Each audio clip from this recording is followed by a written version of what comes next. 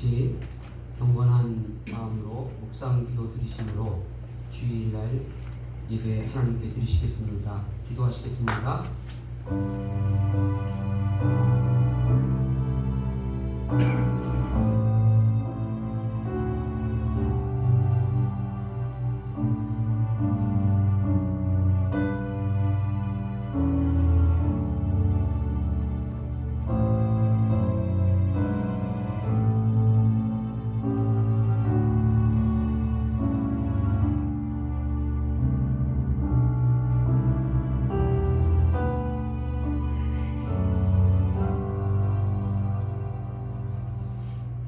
여호와께서 집을 세우지 아니하시면 세우는 자의 수고가 헛되며 여호와께서 성을 지키지 아니하시면 파수꾼에 깨어 있으니 헛되도다.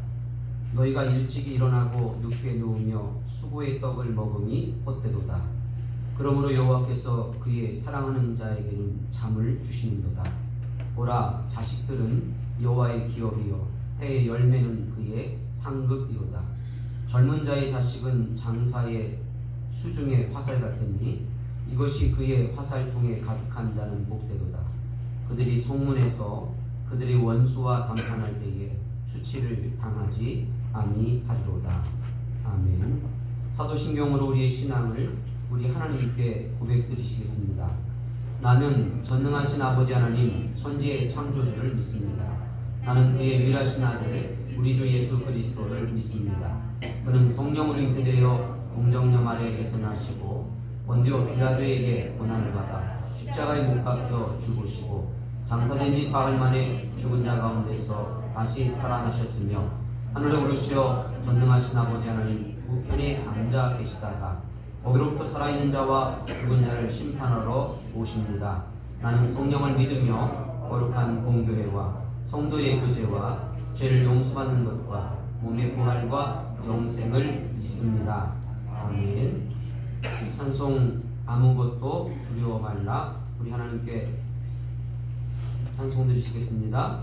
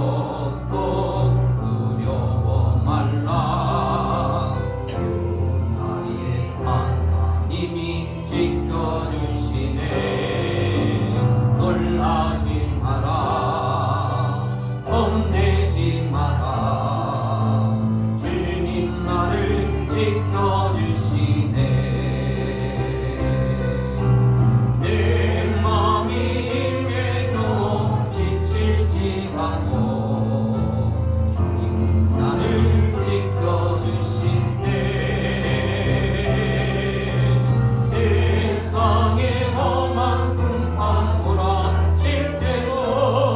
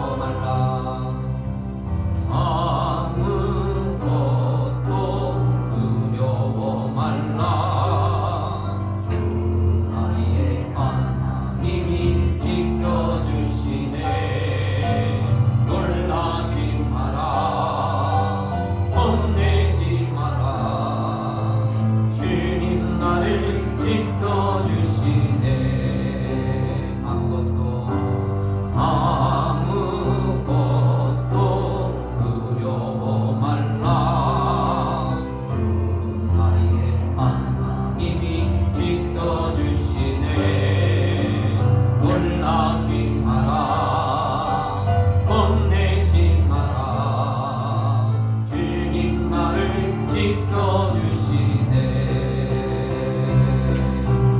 내 마음이 임해도 지칠지라도 주님 나를 지켜주시네 세상에 험한 금방 몰아칠 때도 주님 나를 지켜주시네 주님은 나의 산소 주님은 나의 요새 주님은 나의 소망 나의 힘이 되신 영광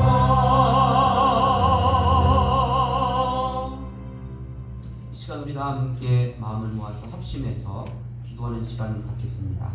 오늘 드려드린 이 예배를 하나님께서 받으시기에 합당한 그러한 영적인 만남이 있는 우리 하나님이 임재하셔서 우리를 만나주시는 거룩한 예배가 되어지기를 소망하면서 지난 한 주간 혹은 또 우리가 아직도 해결하지 못한 우리의 죄와 허물의 모습들을 하나님께 회개하고 돌이키고 참회하면서 우리 하나님 앞에 깨끗하게 정결케 되어서 나가서 거룩한 하나님을 만나고 돌아갈 수 있는 임재 현장에서 하나님을 경험할 수 있는 회복과 치유의 역사가 일어나는 그런 하나님께 또한 기쁨이 되어지고 영광이 되어지는 그러한 온전한 예배가 될 수 있기를 위해서 간절한 마음으로 기도하시겠고 우리 한우들과 다음 세대들을 위하여서 우리 함께 또 기도해 주시면서 이 코로나 시대 가운데 한국 교회와 또 대한민국에 정말 애쓰고 수고하는 수많은 또 세계 여러 나라에 참으로 이 고통당하는 수많은 이 땅의 사람들을 하나님께서 건져주시기를 위해서도 함께 또 기도하는 시간 갖도록 하겠습니다.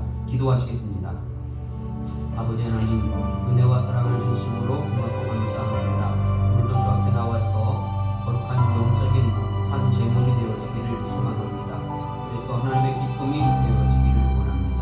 아버지 불쌍히 공의를 여겨주셔서 참으로 우리의 믿음 없음을 용서해 주시고 불순종하고 때로는 아버지 하나님 말씀이 우리에게 주어졌지만 순종하지 못했던 삶들 아버지 내 영혼의 문제를 해결하지 못하며 아버지 하나님 참으로 영적으로 허덕이며 살아갈 수밖에 없는 말씀과 기도의 자리를 잃어버렸던 미워하고 분쟁하고 인간의 욕심을 아버지 추구하며 살았던 것들 아버지의 뜻이 무엇인가를 알았으면 외면하며 살았던 아버지 기도하지 못했던 아버지 그러한 삶들을 용서하여 주시기를 원하고 소망합니다. 지난 한 주간 아버지 명절을 통하여서 그러던 우리의 아버지 하나님 가족들을 생각하고 기도하지 못했던 것들 복음을 증거하지 못했던 것들 사랑하지 못했던 것들 아버지 나누고 섬기지 못했던 것들 용서하여 주시기를 원하고 소망합니다. 아버지 하나님 오늘 이 시간이 참으로 우리가 전심을 다하여서 예배하고 찬송하고 기도하고 말씀 듣고 교제하는 가운데에 성령께서 임재하셔서 우리를 만나주시기 원합니다. 만나주실 때에 우리의 말씀과 기도의 아버지 삶이 회복되어지기 원합니다.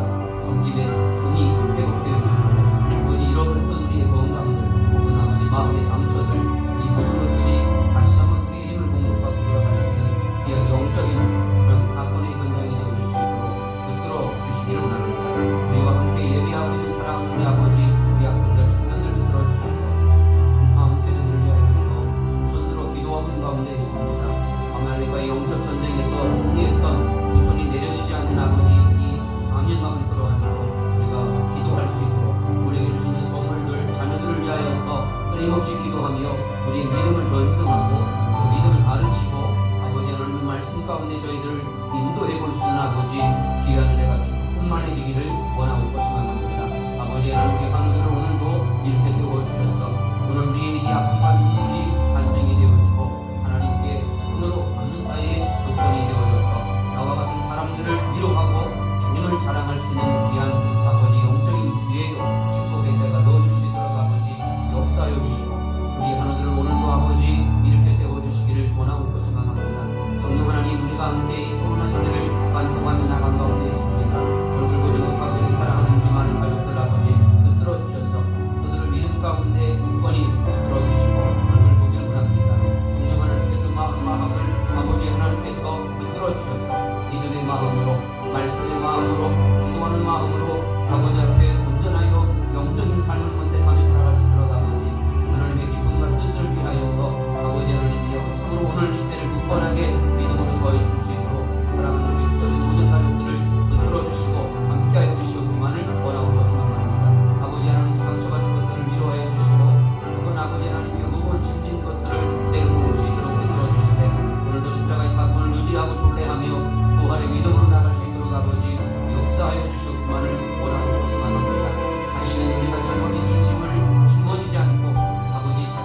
아버지 우리의 눈물을 다시 눈물 흘리지 않도록 아버지 오늘 이 예배를 통해서 우리를 붙들어 주시기를 원하고 소망합니다. 사랑하는 아버지 코로나 시대의 한국교회를 믿음 가운데 지켜주시기 원합니다. 흩어지지 않을 숲으로 역사해 주시고 오늘 이 시대를 넉넉하게 아버지 주시는 능력과 지혜로 말미암아 감당할 수 있도록 역사해 주시고 애쓰고 수고하는 아버지 주의 몸된 교회에 주의 종들 위해 섬기는 아버지 주의 종들 위해 함께해 주셔서 하나님께서 백배로 갚아주시고 오늘 이 시대를 아버지 하나님 문구의 문세가 아버지 이기지 못하는 주님의 천국의 열쇠를 짊어진 아버지 하나님여 좁은 교회답게 이 때를 아버지 승리할 수 있도록 역사해 주시기를 원하고 소망합니다. 애쓰고 수고하는 우리 모든 아버지 코로나 시대의 아버지 하나님여 의료진들 애쓰고 수고하는 국가의 공무원들에게 또 아버지 하나님 고통당하는 이 땅의 백성들을 위해 하나님 회복과 치유로 역사해 주시기를 원하고 소망합니다. 주님 불쌍히 여겨주시고 던져주시옵소서 구원하여 주시옵소서 아버지 하나님 다시 한번 우리에게 온전한 회복의 때를 맞이할 수 있도록 아버지 은혜와 은총을 하며 불쌍히 여겨주시면 합니다. 우리가 왔습니다. 하나님 우리를 받아주시고 하나님 만나주시옵소서.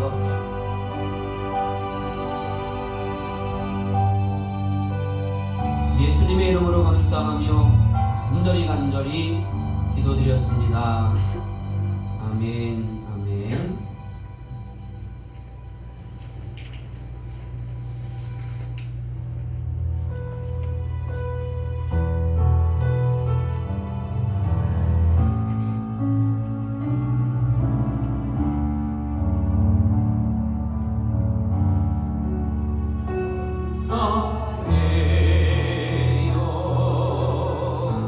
주님의 사랑 감사해요. 주님의 은혜 목소리 높여 주님을 영원히 찬양해요. 나의 전부이신 나의 주님.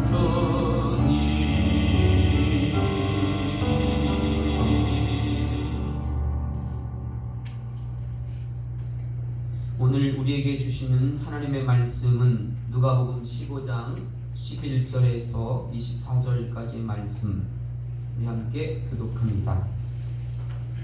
누가복음 15장 11절에서 24절까지의 말씀 나는 잘 살고 있나요? 라는 제목으로 말씀을 증거하겠습니다. 15장 11절부터 교독합니다. 또 이르시되 어떤 사람에게 두 아들이 있는데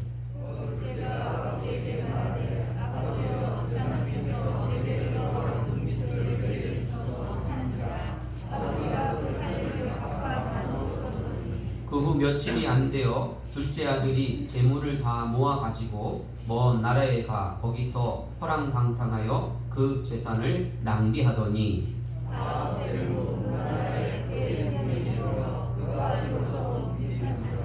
가서 그 나라 백성 중 한 사람에게 붙여 사니 그가 그를 들로 보내어 돼지를 치게 하였는데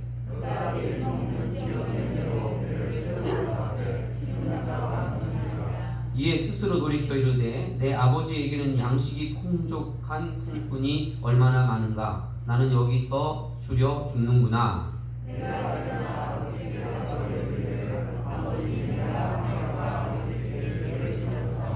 지금부터는 아버지의 아들이라 일컬음을 감당하지 못하겠나이다. 나를 품꾼의 하나로 보소서 하리라 하고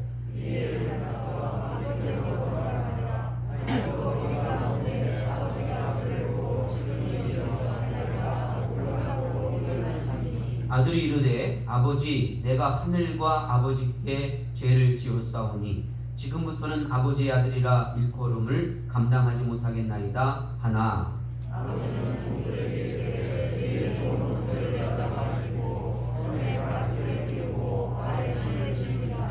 그리고 살찐 송아지를 끌어다가 잡으라 우리가 먹고 즐기자.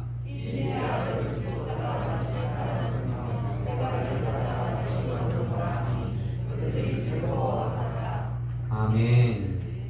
우리 함께 옆에 분들과 인사 함께 하시고 또 하나님 말씀 듣고 우리의 기도의 제목으로 삼는 그러한 시간 갖도록 하겠습니다. 우리 옆에 분들과 함께 인사하시겠습니다. 천국 열쇠 공동체가 됩시다. 하나님을 경험하는 삶을 삽시다. 한번 다 같이 따라 하시겠습니다. 나는 잘 살고 있나요? 다시 한번 따라 하시겠습니다. 나는 잘 살고 있나요?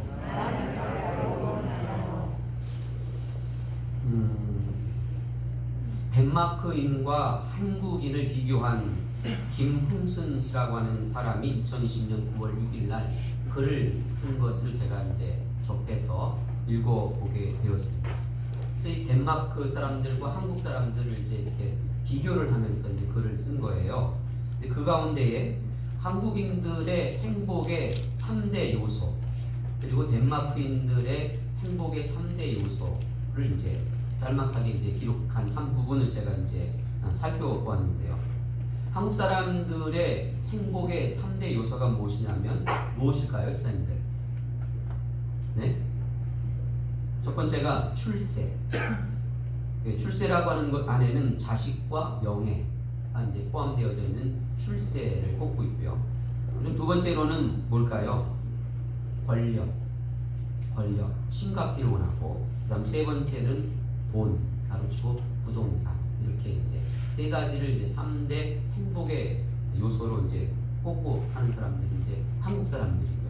그럼 덴마크 사람들은 어떨까요? 덴마크 사람들은 어떨까 보았더니 이 덴마크 사람들의 행복 지수는 세계적으로 1위입니다. 행복 지수가 1위인데 이 사람들의 3대 요소는 첫 번째가 신뢰, 믿고 사는 것, 신뢰할 수 있는 것. 그 다음 두 번째가 자유를 뽑았고, 그 다음 세 번째로는 공동체의 가치. 이 세 가지를 뽑았습니다.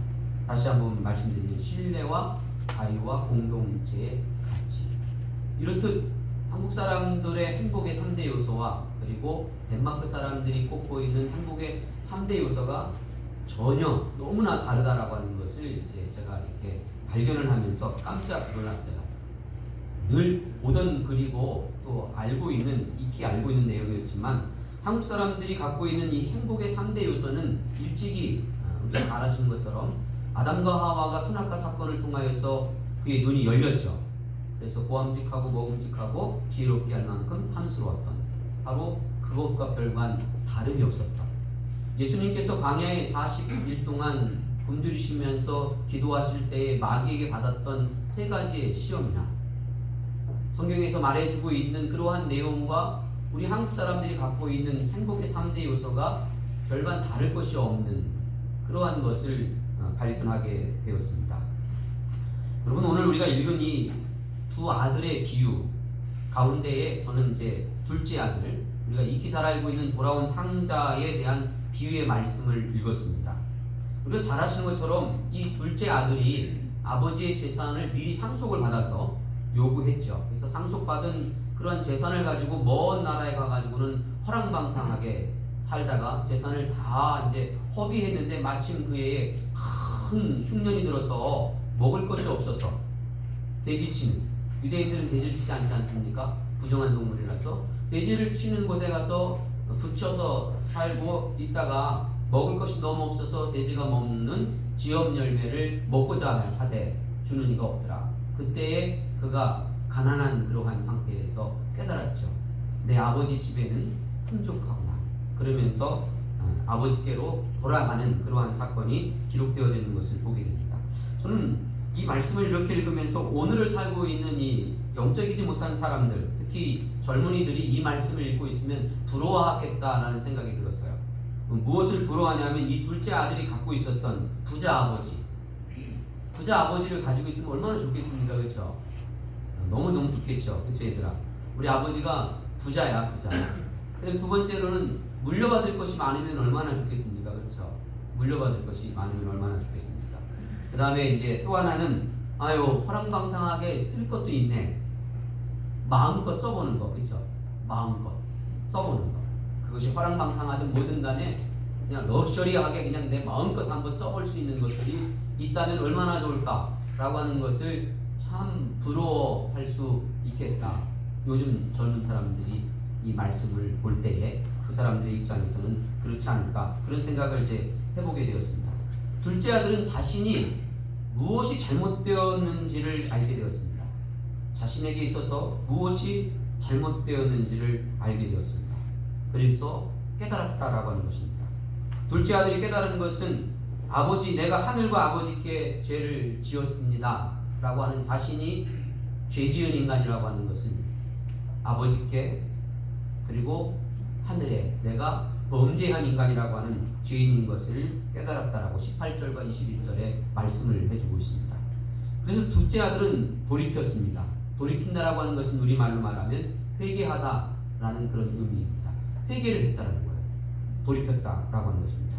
그러나 우리가 읽지는 않았지만 우리가 잘 알고 있는, 그에게는 형이 있었는데 형이 이제 동생이 돌아와서 아버지가 큰 잔치를 벌려줬어요. 그래서 밭에 나가서 일을 하고 오니까 막 그냥 잔치 소리가 들리니까 종들이 나와서 동생이 돌아왔다라는 거예요.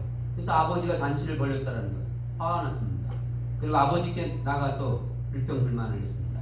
나는 아버지께 둘째 아들처럼 살아본 적이 없습니다. 나는 여지껏 종처럼 살았지 않습니까? 그런데 언제 나에게 송아지 한 분을 잡아서 나를 격려해주고 나를 그렇게 한번 잔치를 해본 적이 있습니까? 라고 불평불만을 한 그 아들에게, 첫째 아들에게 아버지가 이렇게 얘기했습니다. 얘야, 내 것은 다 네 것 아니냐 라고 이야기를 했습니다. 그러면서 오늘 우리는 이 첫째 아들에게서도 발견할 수 있는 것이 무엇이냐면, 오늘날 많은 그리스도인들 가운데 혹은 저 자신조차도 이 첫째 아들과 같은 모습을 가지고 살아갈 수 있다는 거예요. 나는 하나님의 아들입니다. 나는 주님의 자녀입니다. 그런데 여전히 종처럼 살아가는 거예요. 무슨 말이냐면 종교생활한다는 거죠. 예배도 드리고 다 해요. 그런데 여전히 나는 자유하지 못해요. 그리고 나는 아버지의 아들이 아닌 거예요. 난 열심히 그렇게 애쓰고 수고하는데 아버지와 나의 관계는 그렇지 못한 거예요. 그 안에서 오는 그러한 자유함이 없는 거예요. 행복이 없는 거예요. 기쁨이 없는 거예요. 즐거움이 없는 거예요. 모든 것들이 나에겐 다 짐이에요. 버거운 거예요. 그러한 큰아들처럼 살아가고 있는 그런 우리의 모습도 충분하게 우리는 발견할 수 있게 된다라고 하는 것입니다. 마가복음 10장 17절에서 22절의 말씀을 보게 되면 우리가 잘 알고 있는 부자 청년이 나오고 있습니다. 이 부자 청년이 17절에 보니까 예수께서 길에 나가실 때 한 사람이 달려와서 꿇어 앉아 여짜오되, 선한 선생님이여, 내가 무엇을 하여야 영생을 얻을 수 있겠습니까? 라고 그렇게 예수님 앞에 나왔어요. 그래서 예수님께서 그 젊은 청년에게, 부자 청년에게, 관원이었던 이 청년에게, 오늘을 말한다면 정말 완벽한, 그렇죠? 그러한 성공적인 그러한 이 청년에게 예수님께서 말씀하시기를 이렇게 말씀하셨어요.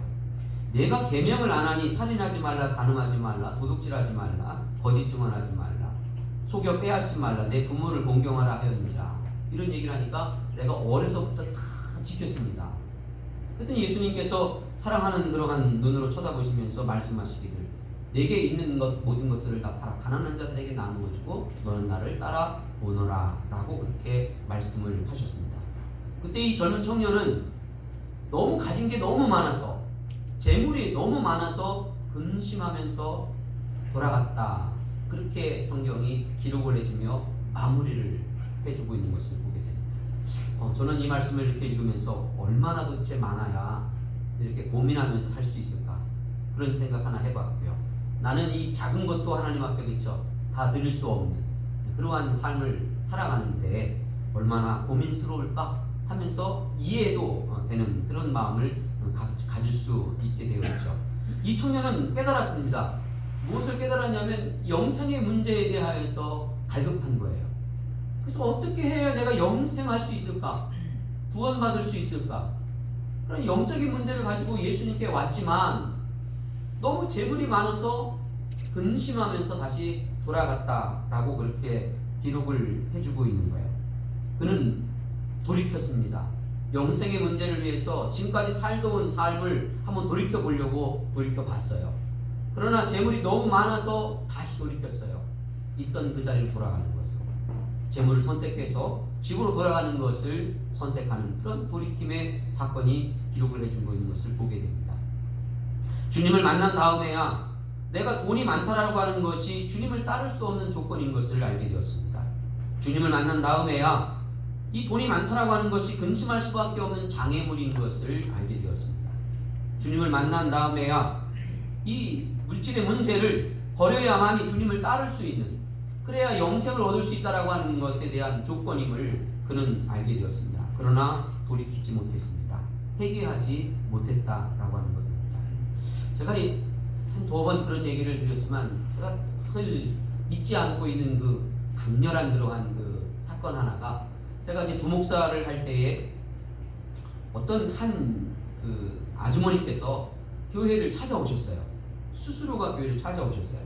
찾아와서 이제 제가 이제 부목사이기 때문에 이제 신방을 가게 되었어요. 신방을 가서 이제 예배를 드리고 이제 함께 교제를 하는 가운데 그분이 스스로 이제 발걸음을 옮겨서 교회를 왜 왔는가에 대한 얘기를 하는데 이런 얘기를 하더라고요. 들으셨지만 자기가 이렇게 자식을 이렇게 키워보면서 아들 하나 딸을 하나를 두고 있었는데요. 그 자식을 이렇게 키우면서 자기가 자신이 없는 걸 느꼈대요. 그리고 이 아들 딸들이 앞으로 어떻게 될까? 라고 하는 걱정하는 마음이 생기더래요. 그래서 곰곰이 많은 날들을 고민하면서 깨달은 것이 무엇이냐면, 교회를 가야 되겠다 라는 생각이 마음속에 들어오더래요. 교회를 가야만이 내 아들과 딸을 제대로 키울 수 있고 얘들을 앞으로 잘 될 수 있게끔 할 수 있을 것 같아 라는 결론을 얻은 거예요. 그래서 스스로 어떤 누가가 아니라 스스로 발걸음을 옮겨서 제가 섬겼던 교회를 찾아왔다라고 합니다. 지금도 이렇게 가끔 그때 사건을, 그때 일을 생각을 하고 있으면 그 엄마가 그 아들 딸을 얼마나 사랑했겠어요. 그렇죠? 느껴지지 않습니까? 얼마나 사랑했겠어요. 얼마나 그쵸 애지중지하고 키웠겠어요. 그러니 그렇게 깊은 고민을 하게 되어지는 거죠. 그런데 그가 깨달았다라고 하는 거죠. 눈에 보이는 그러한 것만이 이 내 자식에게 줄 수 있는 것이 아니고 주어야 그것이 해결되어질 수 있는 것이 아니다라고 하는 그러한 깊은 영적인 깨달음이 이제 왔다라고 하는 거죠. 그런 영적인 깨달음 속에서 그 엄마가 가던 길을 돌이켜서 교회로 찾아오는 그러한 사건을 이제 목격을 했었습니다. 누가복음 12장 13절에서 20절에 보게 되면 어리석은 부자에 대한 비유가 나오고 있습니다. 우리가 잘 아시는 것처럼 그해 농사를 지었는데 너무 농사가 풍년이 들었어요. 그래서 내가 곡식 쌓아둘 곳이 없으니 어찌할까 이렇게 고민스러운 때였습니다. 내 곡간을 헐고 더 크게 짓고 내 모든 곡식과 물건을 거의 쌓아두리라 라는 결정을 했습니다. 그러면서 그가 이런 얘기를 했어요. 내 영혼에게 이르되 영혼아 여럿을 때 물건을 많이 쌓아두었으니 평안히 쉬고 먹고 마시고 즐거워하자. 이렇게 자기 스스로가 자화자찬하면서 자기 영혼에게 이제 격려를 해주고 있는 거예요. 그때 예수님께서 이런 말씀을 하셨습니다. 어리석은 자여 오늘 밤에 내 영혼을 도로 찾으리니 그러면 내 준비한 것이 누구의 것이 되겠느냐 하셨으니, 그러면서 자기를 위하여 재물을 쌓아두고 하나님께 대하여 부여하지 못한 자가 이와 같으니라 라는 말씀을 이렇게 하시고 계신 것을 보게 되어집니다. 물질에 관심이 있었던 부자였습니다. 그래서 그의 인생의 목적은 뭐냐면 쌓아두는 것이었습니다. 그리고 쌓아둔 것을 쓰면서 평안하게 사는 것이 그의 인생의 목적이었지만 영혼에는 관심이 없었다라고 하는 것입니다.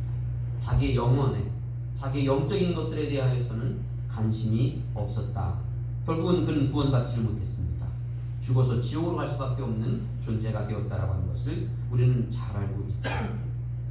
거지 나사로와 함께 출연했던 그 부자도 왜 한 가지의 그런 어리석은 부자였다라고 하는 것을 우리가 알게 되었습니다. 여러분 누가복음 19장에 보게 되면 삭개오에 대한 얘기가 나오고 있습니다. 이 삭개오는 2절에 보니까 세리장이요 또한 부자다 이런 얘기를 해요. 부자였습니다. 세리장이었고 부자였습니다. 근데 그가 예수님을 만난 다음에 변화가 되었습니다. 그는 지금까지 살면서 물질에 관심을 갖고 살았던 사람이었습니다. 어쩌면 물질로 보상을 받고 싶었던 사람이고 물질로 위로를 받고 싶었던 사람이었을 것입니다. 키가 작아서 사람들에게 멸시를 받고 세리 장이었기 때문에 유대 민족에게 버림을 받았던 그러한 모든 것들을 보상받고 위로받고 싶었던 물질로 말입니다. 그러한 삶을 살았던 사람이라고 우리는 충분히 추측할 수가 있죠. 그러나 그에게 영혼의 관심이 오기를 시작했습니다. 온밤을 지새우며 내 영혼의 문제를 고민을 하게 되었다라고 하는 거죠. 어떻게 해야 되지? 내 이 채워지지 않는 이 허무감과 이 인생의 공허감을 어떻게 하지? 내 인생의 마무리를 어떻게 하지? 앞날은 어떡하지? 내 끝은 무엇일까? 라고 하는 수많은 것들에 대한 보이지 않는 세계, 영적인 세계에 자신이 관심을 갖고 깊은 고민에게 옮겨갔다라고 하는 것입니다. 그러한 관심이 옮겨가면서 예수님에 대한 소식을 듣고 그가 예수님을 만나보자 뽕나무로 올라가는 그러한 부끄러움을 개의치 아니하고 올라가는 결단을 했기에 그는 구원받을 수가 있었습니다. 그래서 예수님께서 그에게 오늘 구원이 이 집에 이르렀다. 저도 아브라함의 자손이로다. 그래서 그는 천국의 그러한 백성이 될 수 있었다라고 하는 것을 말씀해 주고 있습니다. 사랑하는 성도 여러분, 누가복음 8장에 보게 되면 씨 뿌리는 자의 비유의 말씀이 나오고 있는 것을 우리가 잘 알고 있죠. 그렇죠? 씨 뿌리는 자의 비유 기억하시죠? 고개를 또 해주시고 그 씨 뿌리는 자의 비유에는 네 가지의 밭이 나오고 있는 것을 보게 됩니다. 네 가지의 밭. 어떤 밭이 나오죠? 첫 번째 길가와 같은 밭. 두 번째는 돌짝밭. 세 번째는 가시덤불밭. 그 다음 네 번째는 우리가 잘 알고 있는 좋은 밭, 옥토와 같은 밭. 이렇게 나오고 있습니다.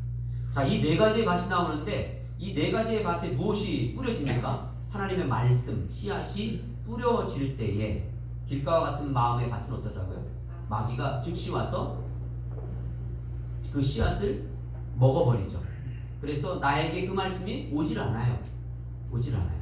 두 번째로는 돌짝 같은 마음밭이 있고 세 번째로는 가시덤불과 같은 마음밭이 있다 그랬습니다.